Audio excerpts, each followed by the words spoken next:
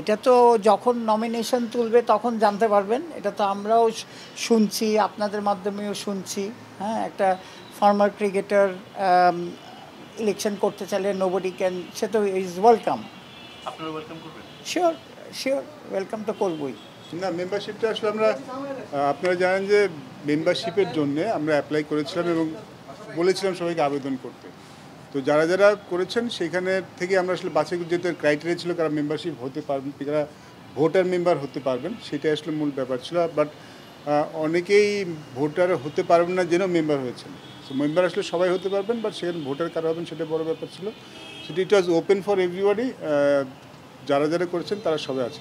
মানে সাকিব মাশরাফি ইন্টারেস্ট দেখাননি?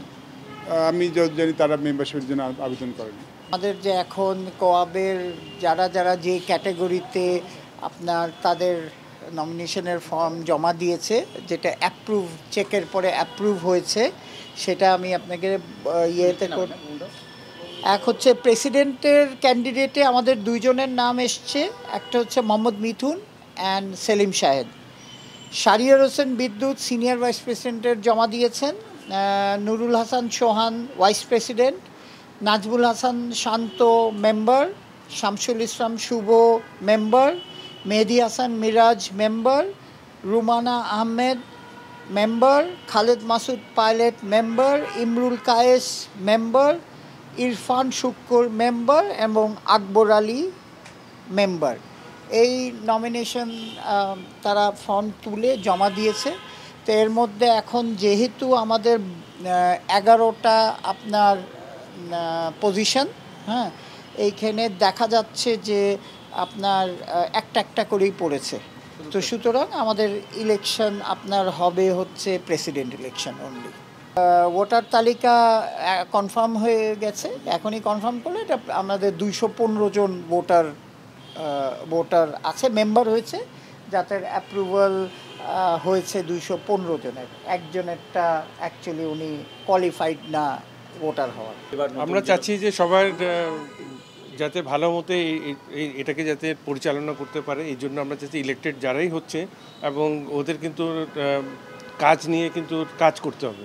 তো আমার মনে হয় যে খেলোয়াড়দের দিকে নজর রেখে ভালো মতো সবাই যে সম্মিলিতভাবে কাজ করে সংগঠনটাকে এগিয়ে নিতে পারবে। সবার আগে তো এখানটায় আইডেন্টিটিটা হলো আমরা প্লেয়ার অ্যাসোসিয়েশনের মেম্বার অ্যাজ এ ক্রিকেটার। তো সুতরাং সবাই আগে মেম্বার হয়েছে, এটাই সবচেয়ে বড় জিনিস। এবং আমরা সবাই একসাথে যারা ইলেক্টেড হচ্ছে, এটা বড় জিনিস না।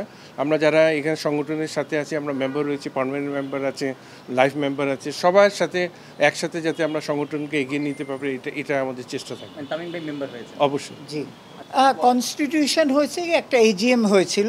যেটা ঘটনাটা হয়েছে গত 15 বছর খুব সিস্টেমেটিকলিভাবে কোয়াব চলেনি।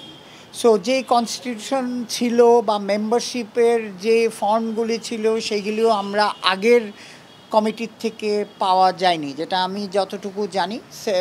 যে অ্যাডহক কমিটি যারা যেটা করা হয়েছিল, সেই অ্যাডহক কমিটির কাছে ওই মেম্বারশিপ ফর্মগুলিও দেওয়া হয়নি। তো দেয়ার ওয়াজ নো রেকর্ড যে কে মেম্বার না।